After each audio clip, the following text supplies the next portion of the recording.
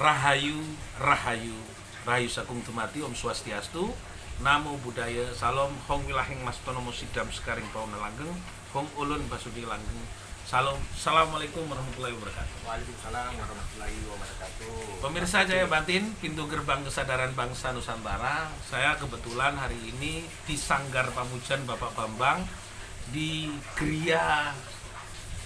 Graha Tirta Sidoarjo Waru.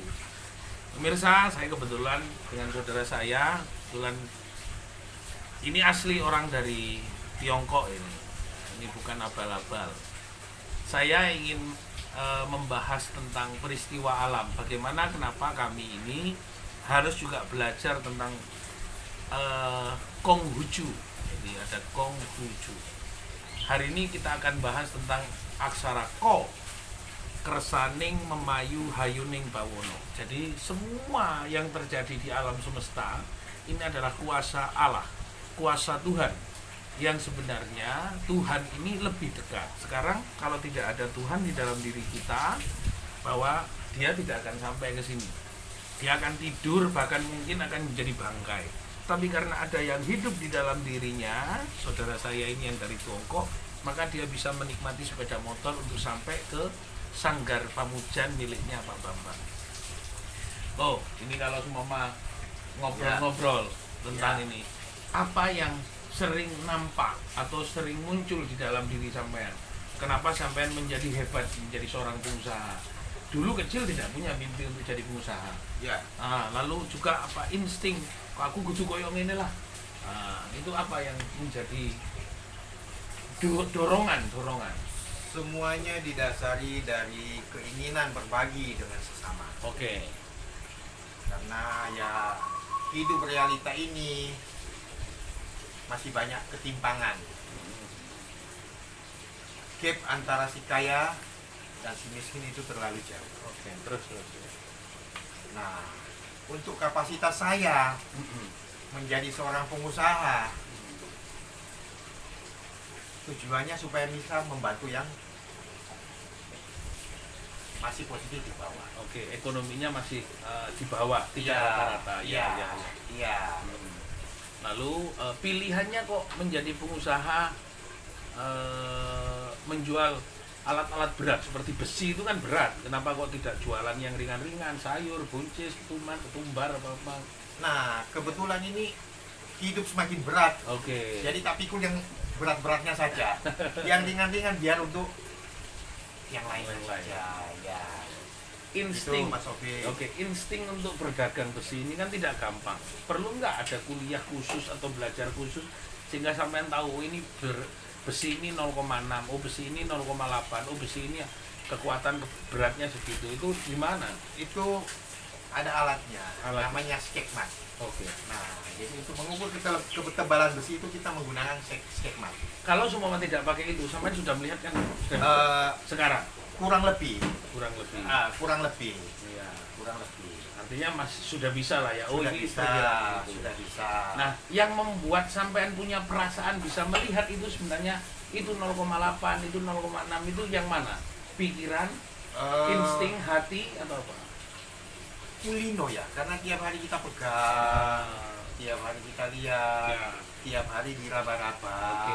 Berarti yang melihat adalah mata, yang meraba tangan, Tangan. tapi yang menunjukkan bahwa itu 0,8 itu yang mana? Akal atau hati? Insting ya, hati ya, Oh, otomatis, oke. tek, langsung. Tak langsung. Ya, Oke. Kita sudah menyimpulkan pemirsa Jaya Batin bahwa nama siapa sekarang? nama sekarang Wawo. Wawo, itu nama KTP. Ya, nama asli. Nama asli, tidak ada nama Jawanya. Nama Jawanya, Iya. kalau Wawo itu kan seperti Jawa ya. Iya. Wawo. Oh, Wawo. Wawo, Oh, iya. iya. Iya. Awak dewe Wawo ya, Iya. namanya Wawo. Wawo. Tapi Iya. tidak ada nama yang titipan dari engkong atau siapa yang harus nama Jawanya nggak ada. Tidak ada. Joyo Wijoyo ta. Tidak ada. Nggak ada. Wawo aja. Wawo aja. Iya. Kak Wawo berarti kak kenalan. ini Nek Wawo berarti Wawo, kenal. ya. Oke. Pemirsa Jaya Batin, pintu gerbang kesadaran bangsa Nusantara. Apa yang disampaikan mungkin dianggap sederhana untuk bagi orang-orang, tapi sebenarnya dia melihat bahwa besi itu seperti itu, tapi dia merasakan besi itu sekitar seperti itu. Nah, sekarang yang menetapkan bahwa besi itu 0,8, 0,7, 0,6 itu adalah kebiasaan. Allah bisa karena biasa. Tapi kebiasaan itu muncul dari need, dari batinnya dia bisa menunjukkan. Kersaning memayu hayuning bawono, artinya badannya telah mampu untuk menafsirkan semua yang ada di alam karena kersaning Gusti. Ya. Nah, badannya untuk meraba saja karena kersaning Gusti bisa merasakan bahwa ini walaupun tanpa alat ukur pun sudah bisa muncul karena kebiasaan. Nah, marilah kita biasakan, kita selalu bersama dengan kekuasaan Tuhan. Kita harus bersama-sama mengkuasakan diri kita kepada Allah, memberikan semua kuasa kehidupan kita kepada Gusti Kang Akarya Jagat, maka tidak ada apa-apa sudah. Tidak ada persoalan dalam hidup kita.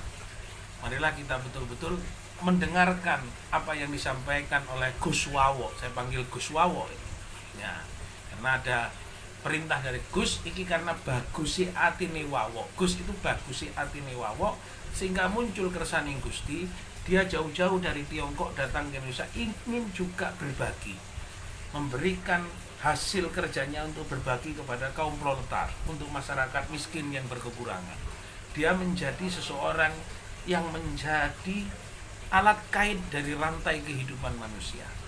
Dan dia tidak memutuskan alat rantai itu, dia juga menikmati apa yang dia lakukan dan dia berbagi dengan banyak orang. Inilah yang tidak disadari oleh setiap manusia walaupun dia berkeyakinan, tapi kadang-kadang enggan untuk berbagi. Semoga ini bermanfaat. Segmen kedua kita akan lebih dalam dengan Gus Wawo. Terima kasih, Rahayu. Terima kasih, Rahayu.